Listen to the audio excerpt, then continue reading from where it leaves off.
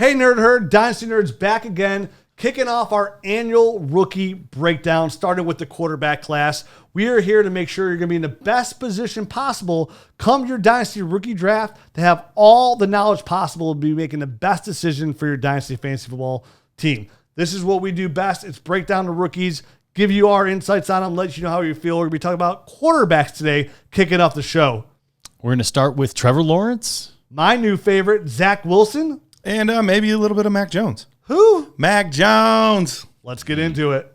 Ready, set, hut, hut. Welcome to the Dynasty Nerds Fantasy Football Podcast, where we discuss Dynasty strategy, rankings, and all things NFL.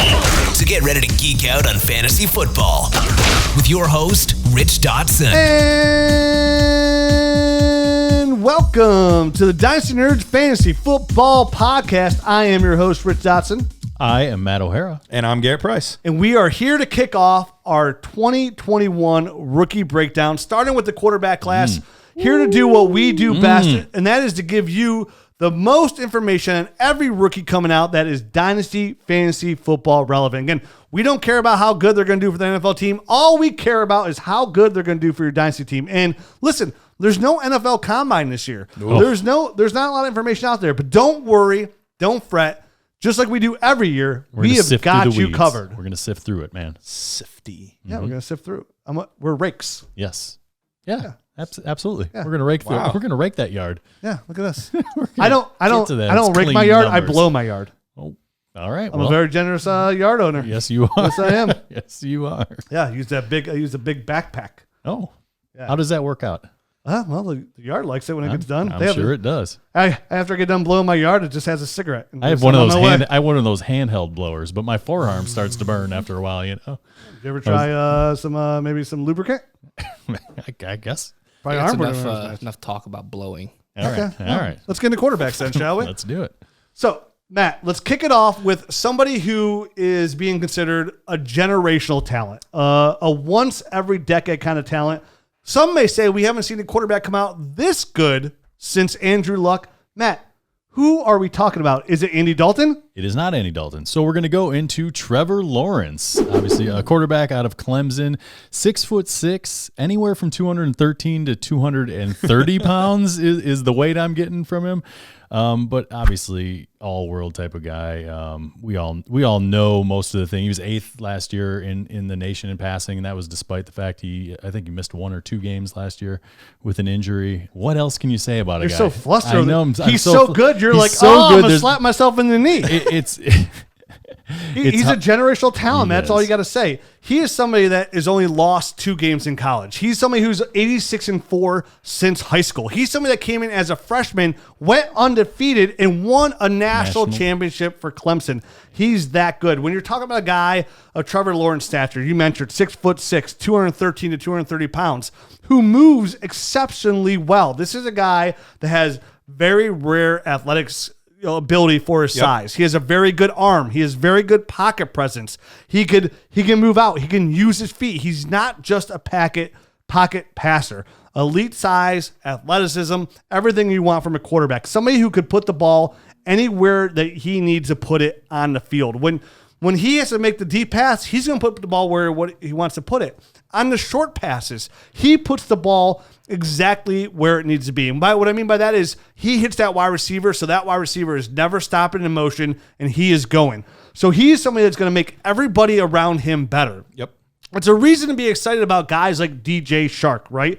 Josh Oliver as a potential breakout player at tight end. And who is the other wide receiver they're going to bring in outside of DJ Shark? Because Trevor Lawrence is going to make everybody else around him because he's going to be consistently putting the ball in the best position for their wide receivers to have success. This is a guy who owns the pocket, feels the pocket, knows how to use it like he's an NFL caliber quarterback already. He's somebody that has an arm to put the ball into the tight window. He's doing things at a high level that there's quarterbacks in the NFL right now today cannot do. Yep. There's people after his freshman year who were saying if Trevor Lawrence came out today, he would be better than half the quarterbacks in the NFL. And I would say those people that said that are most likely right.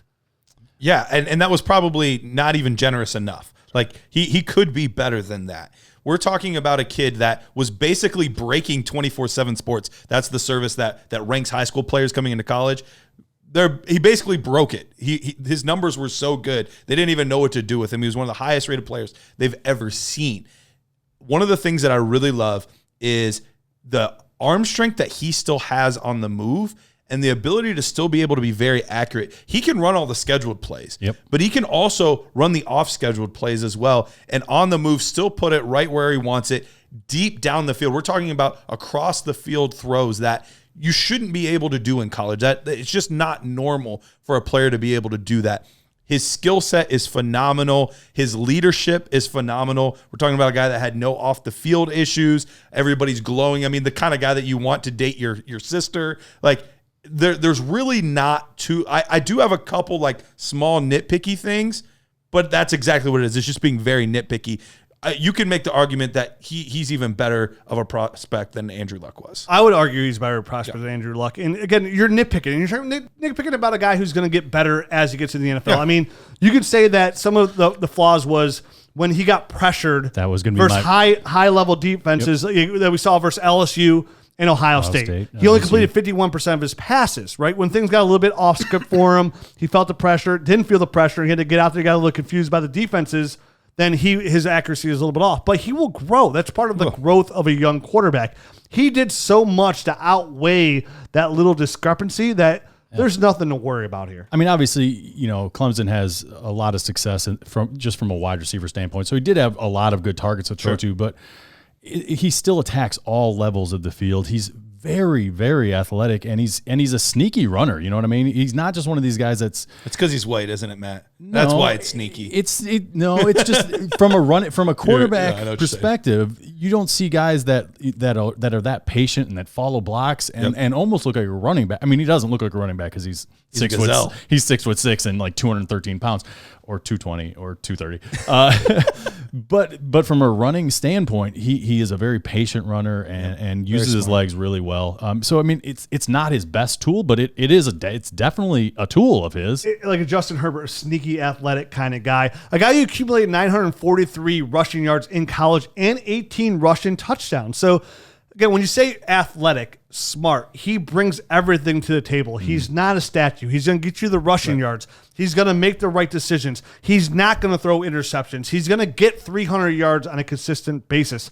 This is somebody that can come in for your Dynasty League and be a quarterback one from day one and be a quarterback one for the next 14 to 15 years on your league. He is the clear cut, without a doubt, hands down 1-1 in Superflex leagues.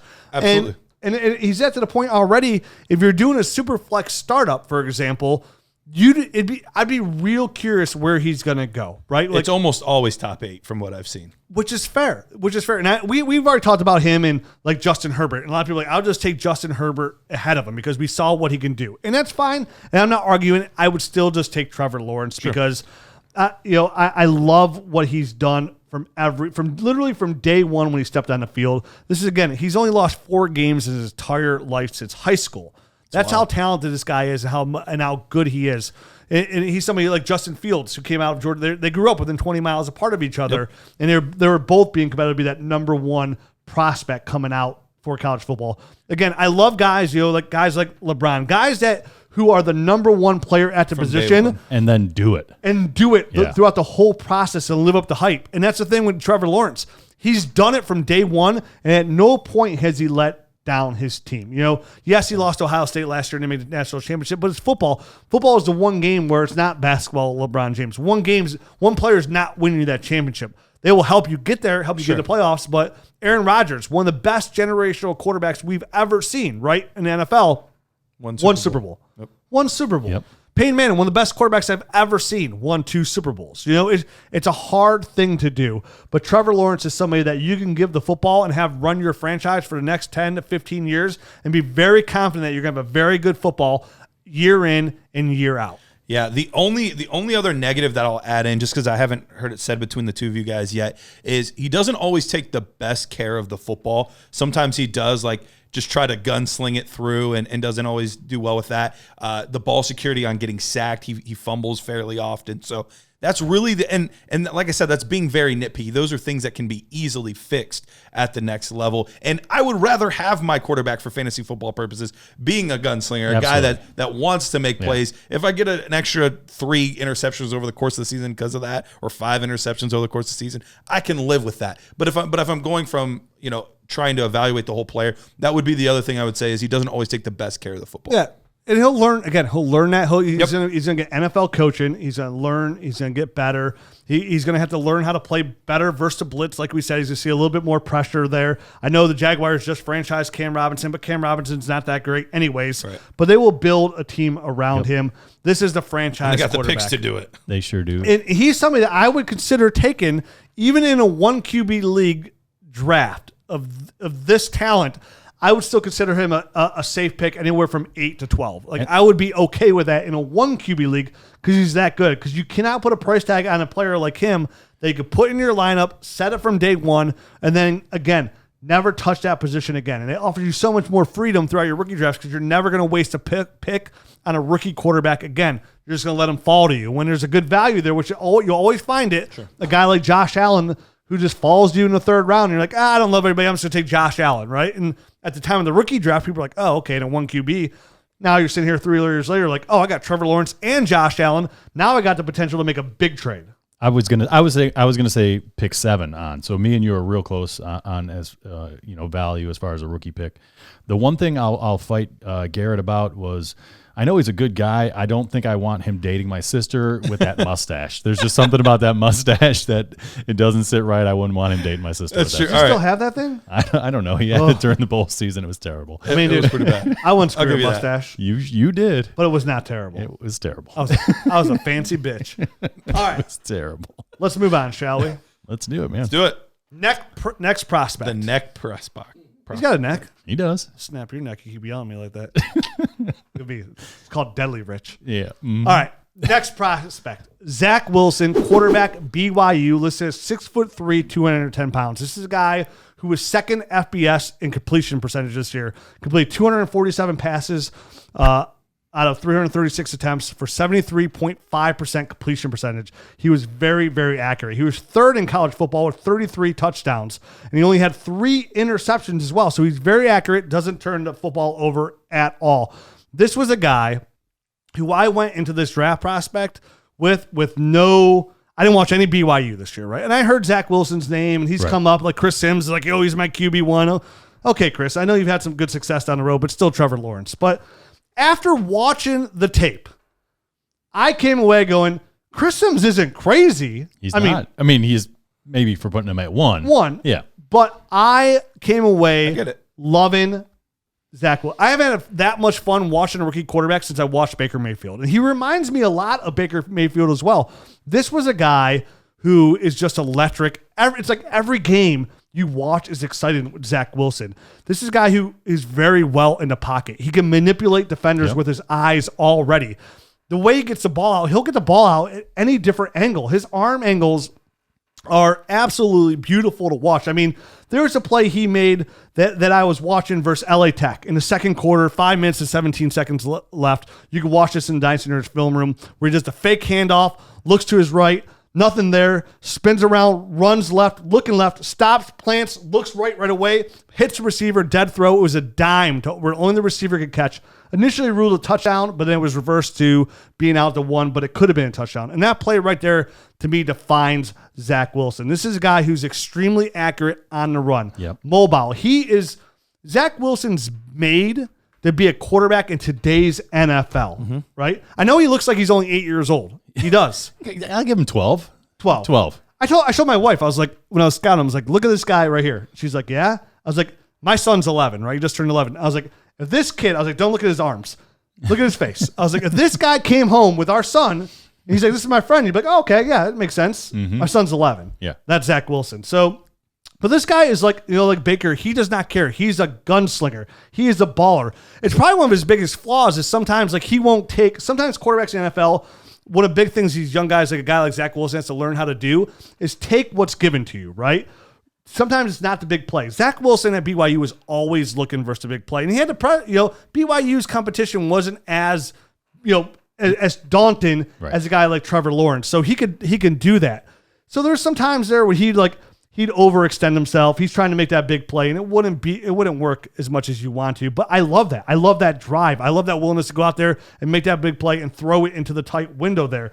This was a guy who could put the ball. We talked about putting the ball all levels of the field. Yep. He can do that. His deep ball accuracy and his intermediate accuracy were all great. His deep ball accuracy was about over 50%, right around 55%.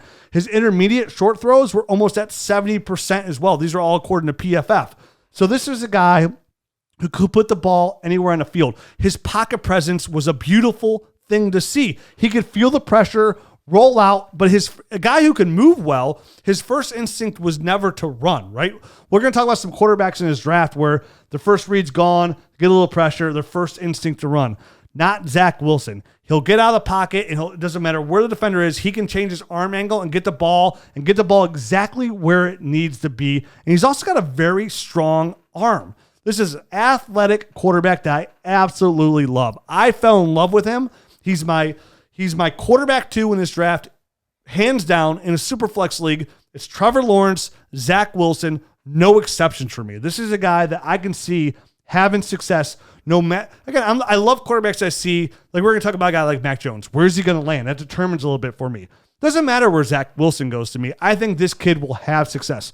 Am I a little bit worried about it's that 1 year of success and that's it? Well, he had a torn labrum in 2019. And then, so who knows what his 2019 would have been if he didn't have the torn labrum. And again, he needs to calm down a little bit, not just go out there and make these big time throws and just be that gunslinger at all times. But I see a lot of Aaron Rodgers in his game. He reminds me of Baker. You'll hear some Johnny Manziel comps in there as well. But for me, my best comparison for me personally, it's going to be Baker Mayfield, but a little bit more athletic Baker Mayfield. I was going to say, I think he's taller than Baker, and I think he's more athletic than Baker. I think that's kind of where they differentiate themselves. But he definitely has all the accuracy that you need out of a quarterback. And what I liked was, when there's bodies around him, he doesn't panic. You know what I mean? He steps up in the pocket, he shuffles himself around, and he's looking to make plays, like you said. So it's and to me, that's a big indicator. Like, he's not just looking to take off. He's not freaking out. Some guys, they look like a deer in headlights when they get a little bit of pressure on him, and that wasn't him. So another big reason that I liked him was that, and the mobility thing I think is probably underplayed a bit. Like, he can definitely pick up first downs, but I think it's more than that. I think he's going to be a guy that's a little bit like Aaron Rodgers when he was young.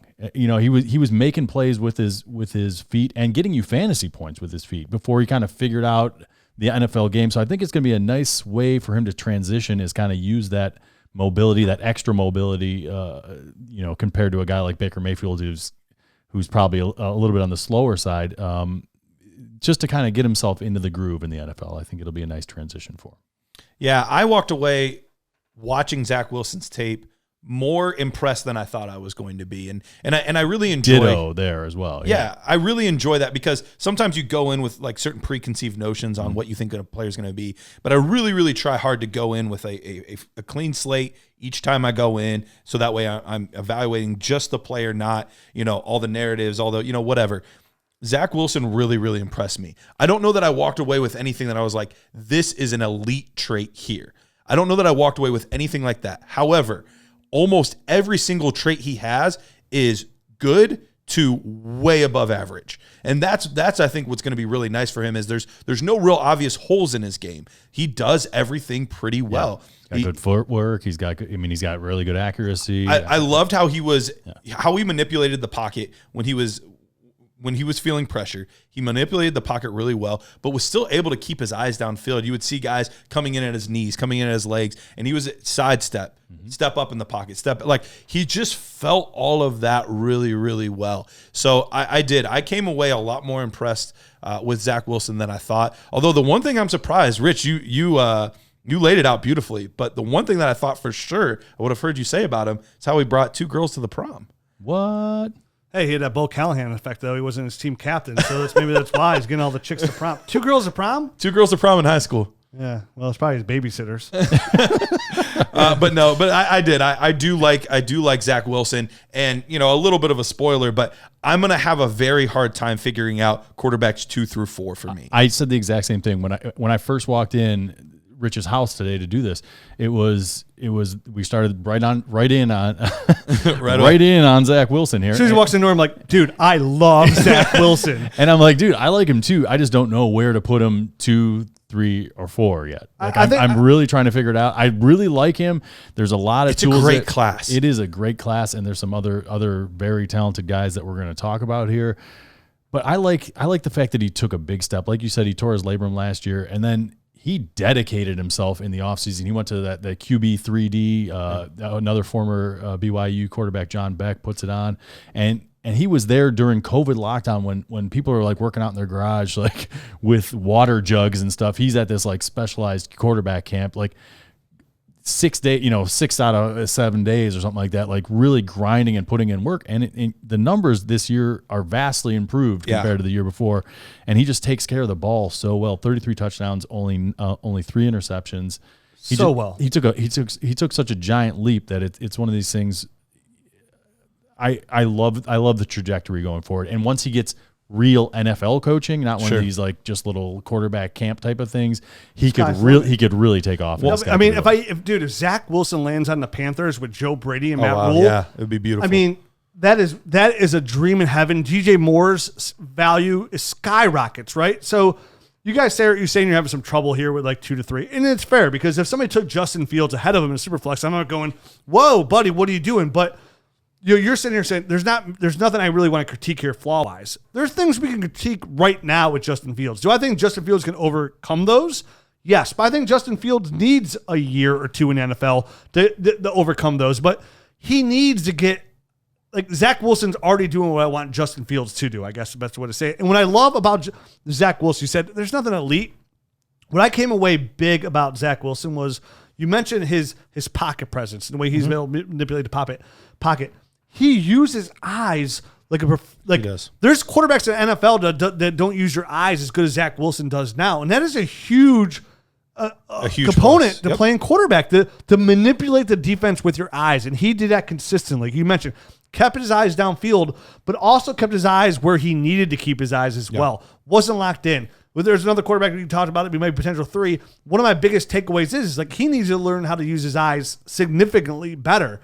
Zach Wilson already does it. It's one of my favorite things I highlighted on my notes was this kid is NFL ready, the way he manipulates and owns that pocket and how he can get his mobility out of the pocket with an accuracy. And that's why I described that play versus LA Tech, right? About how he rolls his eye, he rolls to his right with the fake handoff, keeps his eyes downfield, rolls around left, and he's looking left towards the sideline the other way, and then stops immediately playing because he knows where he's going with the football, right? He's a smart quarterback. So again, for me personally, it's an easy 1-2 to me. Let me put it to this point. When it comes to quarterback tiers and Superflex, I thought going into this, it'd be Trevor Lawrence in tier 1 all by himself. I'm willing to put Zach Wilson in tier 1 with him. It's a clear number 1 for Trevor Lawrence, so I guess you could say it's his own tier. So maybe Lawrence tier, Wilson tier, and then Fields his own tier 2 because I wouldn't take anybody out of him. So you have very clear breaks in your rankings. But for me this year, it's no matter what goes down, no matter how it happens in Superflex, no matter what happens going forward, even in the NFL draft, this is a situation draft's not going to deter me. It's Trevor Lawrence, Zach Wilson, Justin Fields in Superflex. 1, 2, 3. I know Jamar Chase is a fantastic prospect. I know Najee Harris is a great running back. But in a Superflex league, there's absolutely no chance anybody. If it's Adrian Peterson coming out, right? Adrian Peterson coming out. Well, it's ADP though. He was pretty damn good. You know what I mean? But if I know for sure it's Adrian Peterson, but you know what I mean? It's like that's how important the quarterback is in Superflex leagues, and that's how talented I think these guys are and what they could bring to the table. Because if any of them pan out to how I think they could pan out, you can get Christian McCaffrey for a guy like Zach Wilson, which sounds insane today, but right now, if you wanted Christian McCaffrey in a Superflex league and you're offering him Justin Herbert, who went 1-3 last year, you'd have to seriously consider that in a Superflex league. And I would take Justin Herbert over Christian McCaffrey in a Superflex league. I probably would too, to be honest. Last thing I'll say on Zach Wilson, because we do need to keep moving, but I believe it was Bucky Brooks, and if not, I apologize. Not that Bucky Brooks is listening, but there was somebody that I was listening to, and they were talking about Zach Wilson. And one of the things that they said, and I went back and watched the tape, and I was like, oh my gosh, this is absolutely correct. His hands are that of a middle infielder in baseball. I saw the Omar Vizquel comp. Yeah, he has crazy quick hands. Just crazy quick hands. Maybe it was Daniel Jeremiah. I don't know. He was a point guard, I believe, in basketball as well. Yeah, you could just tell he has a very quick hands, very quick release, knows what he's doing. Like all of it is just so smooth, and it does. It reminds you of a middle infielder in baseball, and I thought that was a really interesting way to phrase it. But when I went back and watched, I was like, yeah, that makes a lot of sense. I saw that in Peter King's Monday morning article this week. It was he had like a lot of like 5 guys like Greg Roldensaal or Chris Sims, all them list their quarterbacks in a row, and one of them said like his hands remind me of Omar Vizquel. And I just saw it. I just read it Monday. Yeah, I saw it on there. So yeah, big fans. I'm glad that we're all big fans here as well. And you said you're having a hard time to determine where's what, and that's fair because they're all good quarterbacks. It's a really, really good class. To me, again, I like you said, going to that unbiased opinion, I came away beyond like if we were going to take these quarterbacks going like if we took the last 3 years, Zach Wilson would be up there for me amongst those lists ahead of Tua easily last year, and he was our 1-2 last year pretty significantly. But the difference between Tua Tagovailoa and Zach Wilson to me, again, night and day. So let's move on. Let's go to another quarterback here. Who do you got for us, Garrett? All right, we're going to go down to Mac Jones. Mac Jones, starting quarterback out of Alabama, 6'3", 215 pounds. Now, the interesting thing about Mac Jones is, we now know that he's probably going to be a first-round pick in the NFL draft. But to start the season, we weren't even sure that he was going to be the starter for Alabama. Tua's younger brother was on the roster. We thought maybe he might. He ended up transferring to Maryland. And then the number 1 overall dual threat quarterback, Bryce Young, a 5-star player, everybody's really, really high on him, also came to Alabama. So there was a lot of rumor that even though Mac Jones finished the season last year after Tua went down, that maybe he didn't do quite enough, even though he had a good year, maybe he didn't do quite enough to still be the guy. I really like to see that he beat out a 5-star prospect, a guy that has pedigree and Tua's younger brother. But there are some limitations in Mac Jones. Mac Jones is a good thrower of the football. He is very accurate. By all accounts that I've read and seen, everybody really liked him as a leader. We see, Devonta Smith and Jalen Waddle coming out and saying that they prefer him to Tua. Which, screw you, Tua. Yeah, which was really a weird thing to come out and say. But he was the one that was thrown to him most recently, so maybe there was some bias there. But yeah, Tua went to prom with 2 girls too, Jalen's and Devontae's girlfriends. They're just hyping their boy up so he gets drafted higher. For sure. It's but still, if he sucked, that you can't say that. Right. He put up the kind of numbers that you needed to at least have that kind of conversation. Set the FBS record, single season record for completion percentage this year with a 77.4%. And he led the nation in passing as well, 4,500 yards. Yeah. Yep. So I think he is a very solid quarterback. Most years he might be the second best or third best quarterback in this class. This year he's kind of in his own little tier, behind some of these bigger name guys. But I think he is very worthy of being a first round pick in the NFL draft and also in your super flex drafts. And this is one of those guys that I could easily see slipping into the second round of super flex drafts. And it's, Mac Jones, he's not going to get quite the rushing production, which he won't. He's not a fantastic athlete.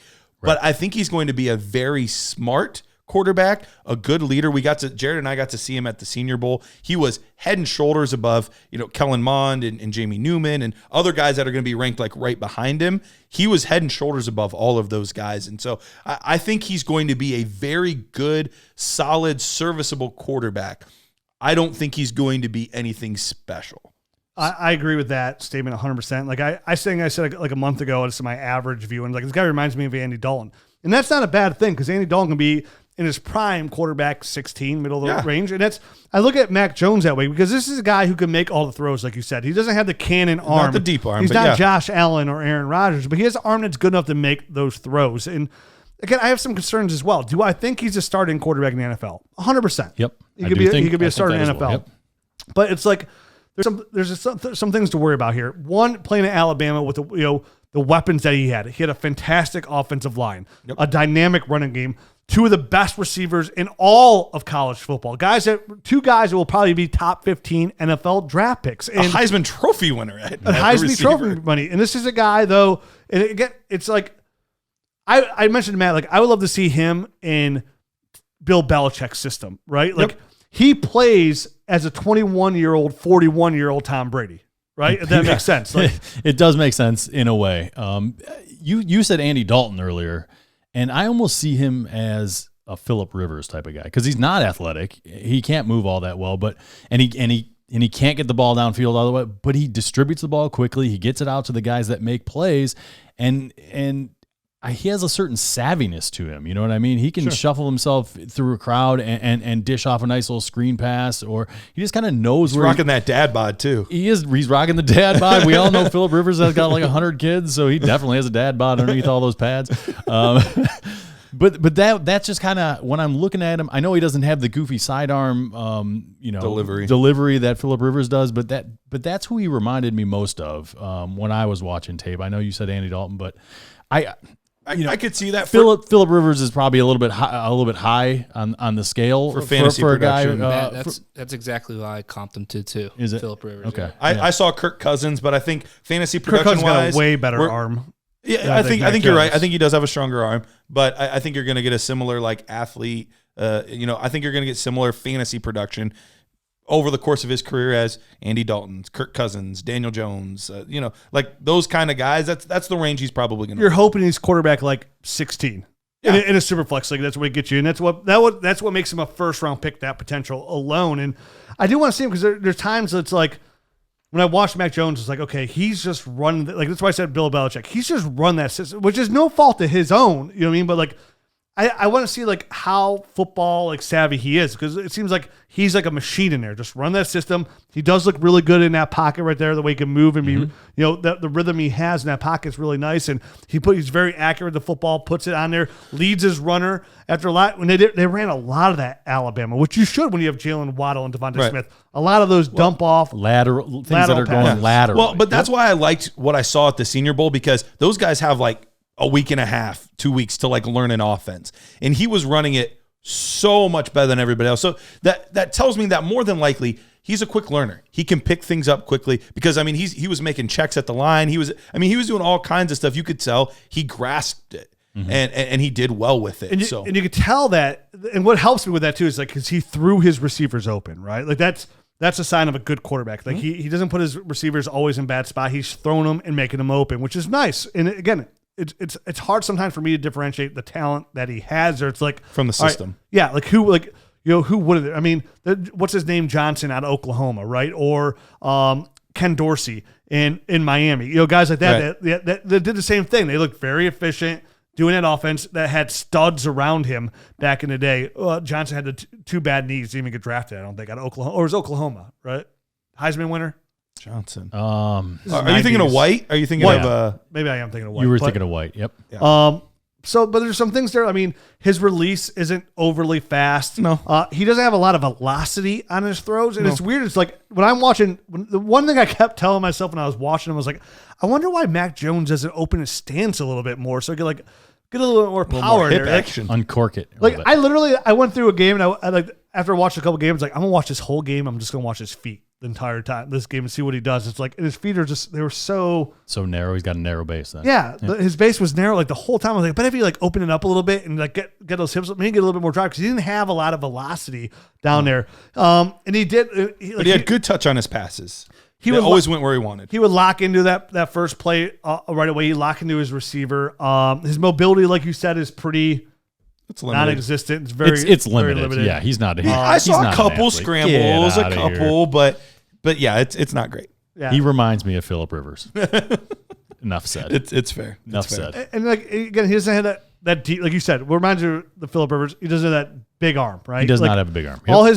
All his balls that went down like deep, you could tell those could be underthrown, and it helps like that the big arm, not a velocity. So I can live with that if you're gonna have like a Ryan Tannehill offense, right? Like keep it short, simple, and that could be successful in the NFL. We've seen it over the last couple of years. He could be a top 10 quarterback in that way. But I'm real interested in where he's going to go. Like you heard, like, oh, maybe he goes to Pittsburgh. Now, obviously, they got a new offensive coordinator, but I don't like him in a Pittsburgh offense they've been running. We're going to air the ball out. Like I don't like that. I like him in a Bill Belichick offense. It makes a lot of sense. a Kevin Stefanski offense, right? Yeah, he would be a good Brown. RPO, Something that keep it threatens short you, and sweet, something couple that tight threatens ends. you close to the line of scrimmage and all the way out to the perimeters. Another team that's going to be drafting in a similar range that I could see taking him would be the Washington Redskins. They just got rid of Alex Smith. Football team. Oh, that's right, man. Washington football team. Go ahead. Dang it, I hate it when I do that. I still do that with the Chargers too. Me too. But yeah, the Washington football team, I could see him landing there. But that's also a prime trade-up guy that could be taken in the 20s or something like that, that slips a little bit, but a team really could use a quarterback of the future. Maybe this is a guy that they can build around. They get that extra year with the fifth year thing and all that. So definitely, I would be surprised at this point if he was not a first-round pick. He should be a first-round pick in Superflex leagues. I just hope I'm not the one taking him. Does that make sense? Like I don't want him, but I would take him just out of the value alone because if you're sitting at 112 and it's tough because when you're in that position like the 112, it's like you're a championship caliber team, so you're looking at somebody to help you win those championships, and there's going to be some pretty talented receivers and tight ends there. Yep. But the mistake I think here would be to not take him and have that in case he pans out, to flip him for somebody more valuable if he takes any kind of step whatsoever. And again, you taking a quarterback, you always remember too, it depletes that pool. Like if you have 4 starting quarterbacks, there's only 32 of them out of your 12-man league. There's going to be supply and demands there. And that's assuming there's 32 quarterbacks. There's plenty of years where there's really only like 23 quarterbacks, and the other ones are just like, who's the starter this week? But some of that's dying out a little bit because we're seeing some of these old guys disappear. Like Ben's on his way out. Sure. Drew Brees is likely retiring. Tom Brady's going to play for infinity. But you know what I mean? Like Philip Rivers just retired. So now even some of those old quarterbacks have now just finally like dropped off. So Right. The Superflex league dynamic has changed a little bit because we're getting a good influx of talent, and we're getting another one here as well. You know, we just added Joe Burrow, Tua Tagovailoa, who he's down a little bit, but it's only on 1 year. I'm still And interested Justin in Herbert. Tua. People like so buried. am I know he is not dead yet. Come on, It's people. 1 year in a Yeah. COVID pandemic league. You should not be bad. And the Dolphins have so many. And it was draft back and picks. forth between him and Ryan Fitzpatrick. Parker was injured, Williams was injured, Gesicki, all that. He was injured most of his offseason. Exactly. leading up to it, Coming off that hip injury. So Mac Jones. That's enough Tua talk. But yeah. So Mac Jones, Alabama, first round Superflex league, right around there. I guess it boiled down to like your quarterback situation, but sometimes the value is just there, supersedes and it. you got to Best take it. player available. And that's the problem too. A tight end premium league, like where does Brevin Jordan? Where does Pat Freiermuth go to as well? So it's Could like be really looking at 2 interesting. different leagues here. But overall, a starter in the NFL, a solid quarterback, somebody with the right pieces around him, just like Alabama, could win you a Super Bowl. Yep, absolutely. All right, well, all of these guys would be guys that would be great, and I mean great additions on PredictionStrike.com. Take that free $10 with the promo code Dynasty and give me Zach Wilson. I was going to say, right now, Zach Wilson would probably be the first guy you'd be buying, right, Rich? Oh, 100%. Yeah. 100%. Scott, I mean, he's a much cheaper the stock moon. at this point than a Trevor Lawrence, I would imagine, right? Who's a big name I would guy. think who's so, winning but national the hype for championships. Wilson is It is starting to creep. So Yeah. it's growing. It's yep. growing. Maybe a guy we'll talk in the next episode, Justin Fields, might be a better one because his value to most people has kind of gone the other direction. Or Trey Lance that nobody knows about. No one even knows his name. No one even knows how big he is. Literally three months ago, I thought he was like this undersized Kyler Murray guy, and I was like, how did I not realize all this time that he's 6'4" and like 240 pounds. He's a big dude. Yeah. So yeah, shows what I know. But at PredictionStrike.com, that's what you get the opportunity to do. You get an opportunity to get in there. You get to look at some of these quarterbacks, some of these running backs, some of these wide receivers. Heck, you might not even want to worry about football. You might know another sport better. That's fine. Doesn't matter. But you get to go in here and you get to move these guys, trade these guys, acquire these guys, just like it is a stock market. So if you sign up with the promo code Dynasty, you get $10 free. $10 free with your first deposit of $20 or more. And my favorite part, I say it every time, but there's an app. There's an app. I do everything from my phone. There's an app. I love it. Sign up with the promo code Dynasty to receive that $10 free with your first deposit of $20 or more. you got all this great Dynasty knowledge in your head. Put it to use and make some bucks. Quit messing around with Prediction Strike. Bitcoin. No one knows what makes that go up. You know what makes these players' stock true. go up and down. You You know can when mess- to buy. You know when to sell in these. Go to PredictionStrike.com. You can mess with Top Shot too. Top Shot's pretty cool. Yeah, buy Zach Wilson. On Top Shot. On Top Shot. All right. Yeah, sure. It'll work. throws such a good ball. LeBron's catching it. All right, so moving on, our next subject is Kellen Mond, Texas A&M. He's not a subject, Mike. He's a quarterback. Next quarterback that we're going to talk about here is Kellen Mond, Texas A&M. 6'2.5", 205 pounds. He actually was at the Senior Bowl, so we got some hand sizes for you guys. 9 1/4 arms, 33. He's got a wingspan of 80 and an eighth, so that's pretty decent, man. Only 21 years old. In last year at Texas A&M, he played 10 games. He had 19 touchdowns to 3 interceptions and 2,282 yards. They basically ran a shotgun RPO type of offense. And it's a guy. I mean, I really knew not much about him going into the whole process here, but I was shocked and surprised by how well he threw the football. So this was a guy that he's fairly accurate in the short to intermediate game. He will occasionally throw behind his targets, so he does have some things to clean up there from an accuracy standpoint. But he does have a nice compact release that he gets rid of the ball pretty quickly. And he does, from a decision-making standpoint, he's pretty solid there as well. He does make some pretty good decisions. There's an errant throw here and there when he's trying to, when he's got people around him. But beyond that, this is a guy that I watched a few games on, but I'm intrigued enough that I want to watch a few more. He was a happy surprise, I guess. We'll put it that way. Yeah, he kind of reminds me of Jalen Hurts a little bit. I can see that. He reminds me of Jalen Hurts. He reminds me of another quarterback in this class, Jamie Newman, as well. They're very similar. He has all he started 4 years. So this guy who started as a freshman in the SEC. And he was terrible as a freshman. He had a 51% completion percentage. But he does leave Texas A&M as one of their best quarterbacks of all time. I mean, he had 9,661 passing yards, 71 touchdowns, 1,608 rushing yards, and 22 touchdowns on the ground as well. And he holds all-time records at Texas A&M for total offense, passing yards, passing touchdowns, completions, and attempts. And like you said, in the SEC. So there's there's accomplishments there. You mentioned he's a dual threat quarterback, and he does remind me a little bit of like a Jalen Hurts kind of esque running back. And who's a hot name in Dynasty football right now in Superflex leagues? Jalen Hurts. Everybody loves him. Everybody wants to have him. So he can come in and run that RPO kind of offense. And he's a 4-year. Let me talk about some things I like about him. Somebody who took a big step forward in 2020. Last year, this was a guy who threw an interception. He had a 2-to-1 touchdown interception rate. This year it comes in 6-to-1. So he's a little bit better with the ball. Somebody who is even mobile, he'll stand in the pocket, right? And he has a good enough arm where he can make a pass. He could throw all 3 levels of the football field, and he's got a very nice vertical ball. Like he throws the ball, he has some nice touch when he throws the ball downfield. So he's this big guy who can get the ball downfield.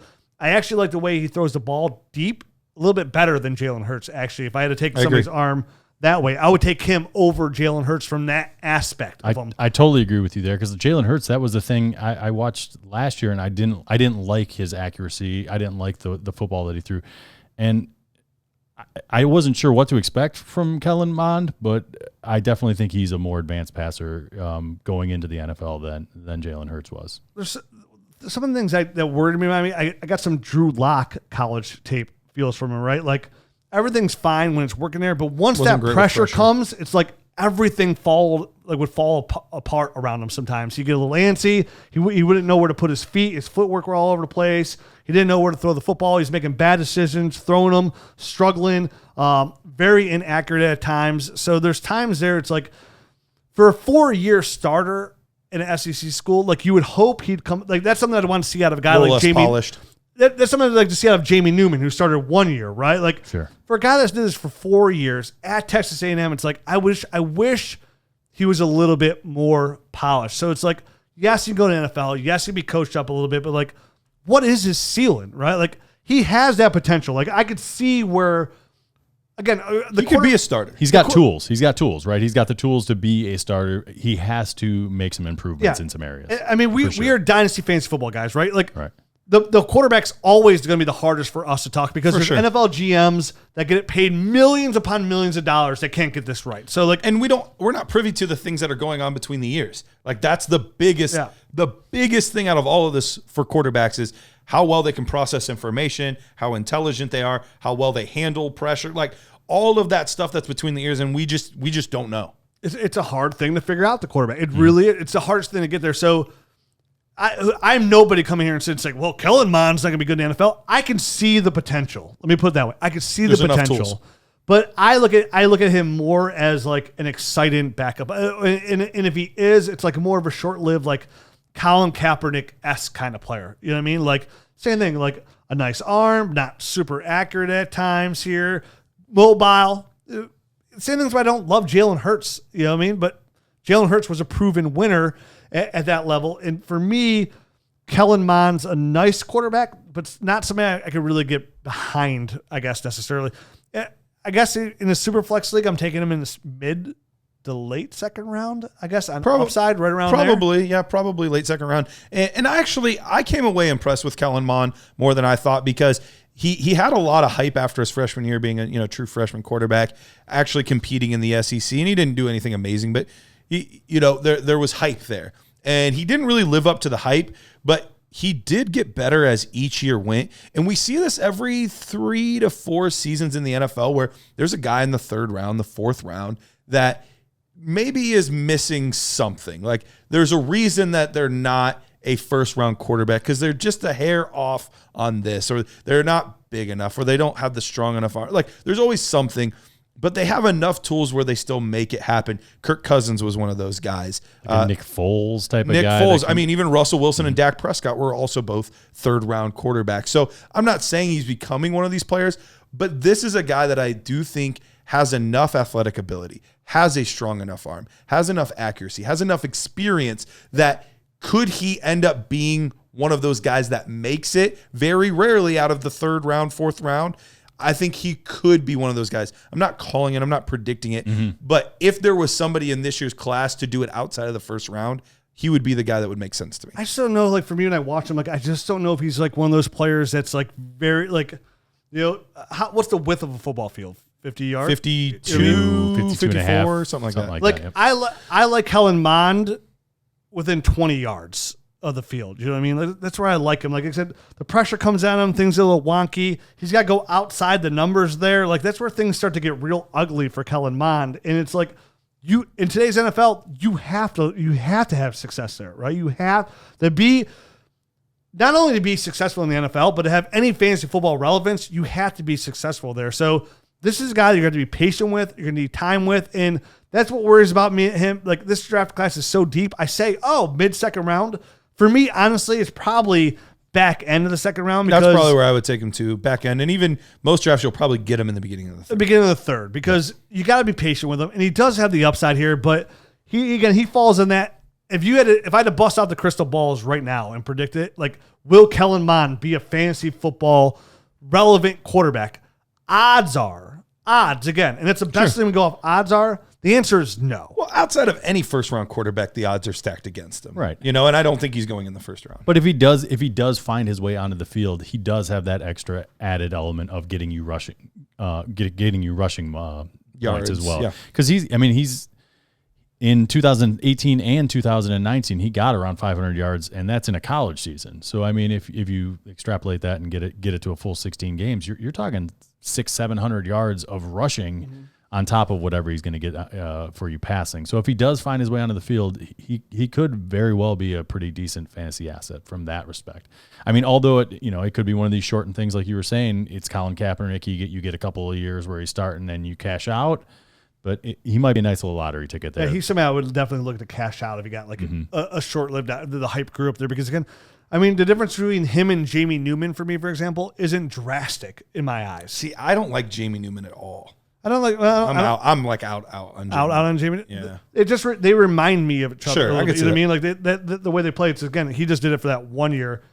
Kellen Mond did it for 4. So he's got, and that means a lot too that you have that experience coming in. But it's not something I'm overly excited about. And I say that, and the reason I'm kind of hyped on it is like there's been a lot, like his name's come up a lot lately over the last couple of weeks. Like Kellen Mond, he's rising up draft boards. Like Chris Sims comes out and says had him as QB4. QB4, and he's like, oh, personnel executives are texting me saying, oh, why'd you have to mention his name? The secret's out now. It's like, what secret? Like, there's no, like, you're not, if you're drafting Kellen Mond to be your quarterback and that's a guy you're drafting, like, your franchise is a little bit of trouble in my eyes. Like I would like to have him on my team, and I would like to groom him, but he's a 4-year project for me behind the scenes. And then when my quarterback's ready to move on, then I see what I have. You know what I mean? True. Let's move on. Another guy we have here is Davis Mills out of Stanford. 6'4", 225 pounds. Mills was actually the top-rated quarterback in the country in 2017. He came out of Greater Atlanta Christian High School. This is a guy who, again, was a big-time recruit that just never really lived up to his potential. You know, he's got the size, he's got the look of the NFL quarterback, and he's just somebody that just he's a typical pocket passer type of guy. Didn't throw a lot of touchdowns. Didn't have a lot of. Only had 11. Like, goes into Stanford, never really took over there. Only has 11 starts. Like, oh, okay, buddy. Honestly, I feel like this is one of those guys. I don't know if he had another year of eligibility. I guess he did because it was COVID. Could have, yeah. He could have probably gone back and seasoned himself a little bit more. I wish he would have. Yeah. And I'm a Davis Mills fan. I actually have him on like some of my Devy squads, partly just because of, he was the number one guy coming out. It was a good stash. And I did watch him play a little bit. Part of the reason he didn't get to play as much was because of KJ Costello, who ended up transferring this year to Mississippi State. But that was also part of the reason Costello ended up moving on, because I think he was losing his job to Mills.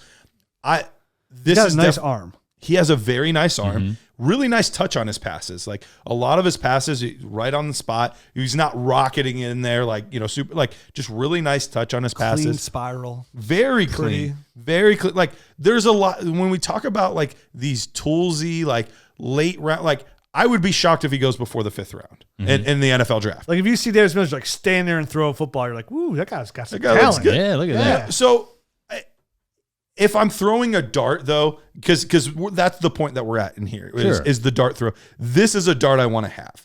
Is it likely going to hit? Probably not.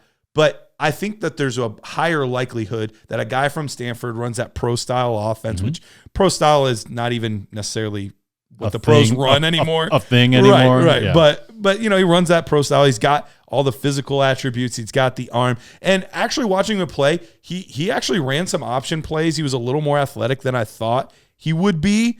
I didn't think he was athletic. I saw in the pocket, I was like, oh. I'm not saying he's Jalen Hurts or anything like that. Not a threat to run the ball. Let's just put it out there. Let's not make it sound he's not going to get rushing yards. I think, again, if he's standing there and throw the football, you're like, this is nice. But then when you put him behind center and you're like, run this offense, you're like, he's like, okay, he's standing there. He's almost just still standing there. I mean, yeah, he could run somewhere. Okay, yeah, I think he's a little bit better athlete.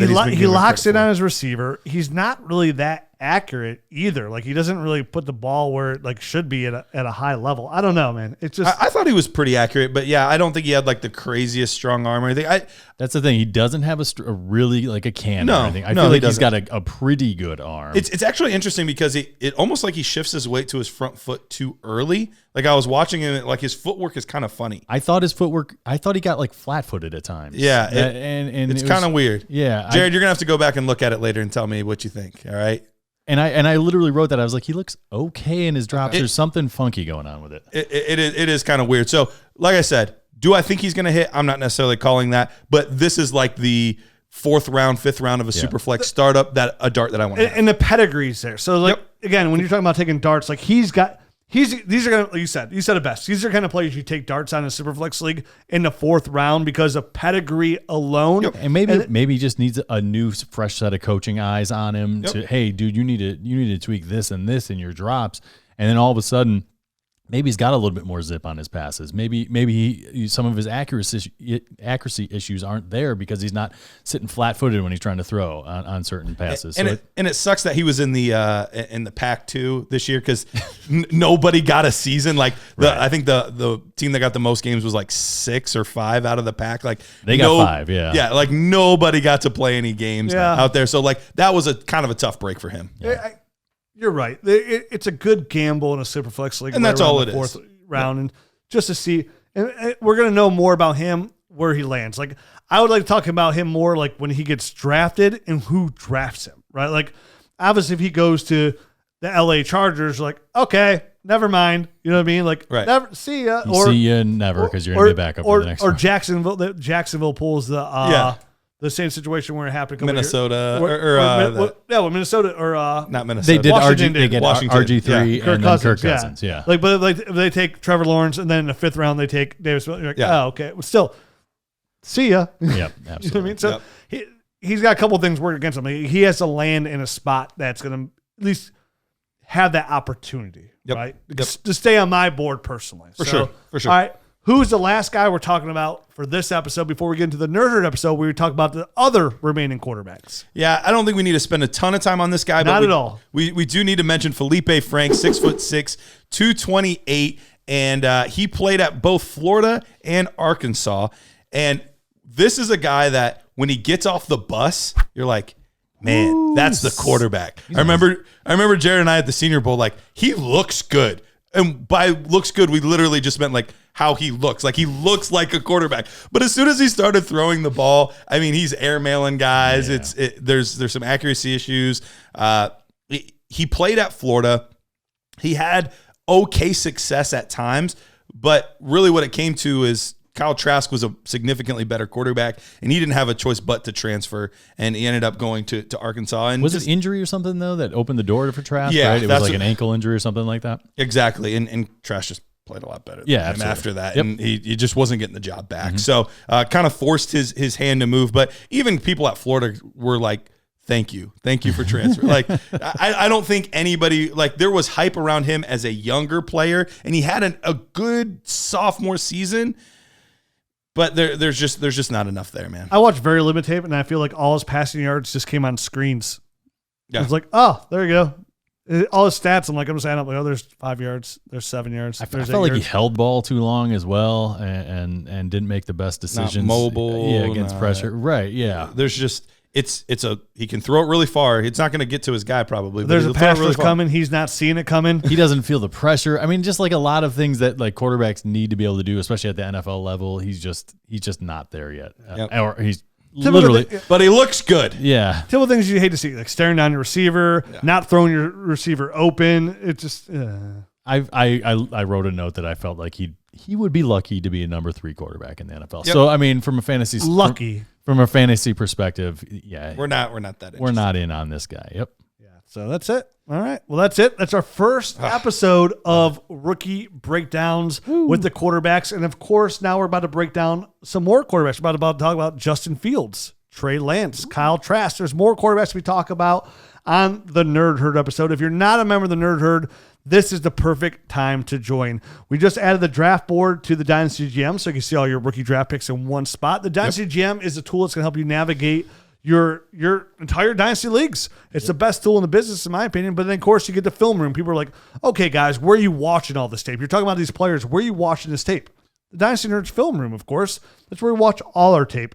You get access to that to be a Nerd Herd. And, of course, maybe you don't want to commit long term. Try it out for, say, 2 months as we go through these rookies. Make sure you don't miss a single episode of us breaking down all these rookies, because then when we break them down, there's going to be the draft, and then we're going to have to rank them. Yep, we got to talk about them all over again.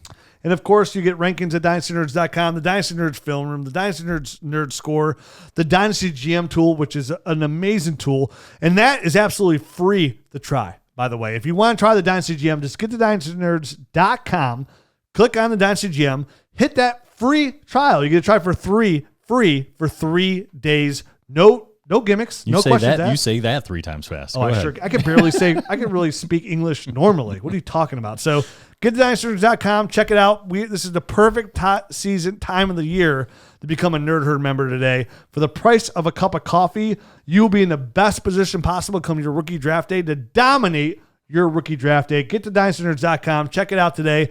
We're going to be back next week talking tight ends. Ooh. Which means you got to start doing some squats. Got to get it in. Got to tighten it up. And guess who we're talking about? Kyle Pitts. Kyle Pitts. Listen, I'll say this before we leave. We talked about my for sure thing is 1, 2, 3, right? Trevor Lawrence, Zach Wilson, Justin Fields. If you're super flex tight end premium and you took Kyle Pitts at 1-4, I have no problem with that whatsoever. None whatsoever. That kid is a stud. He's fun. Yeah, we'll talk about him next week, though. Can't wait to dig in. See you next week, Nerd. Adios.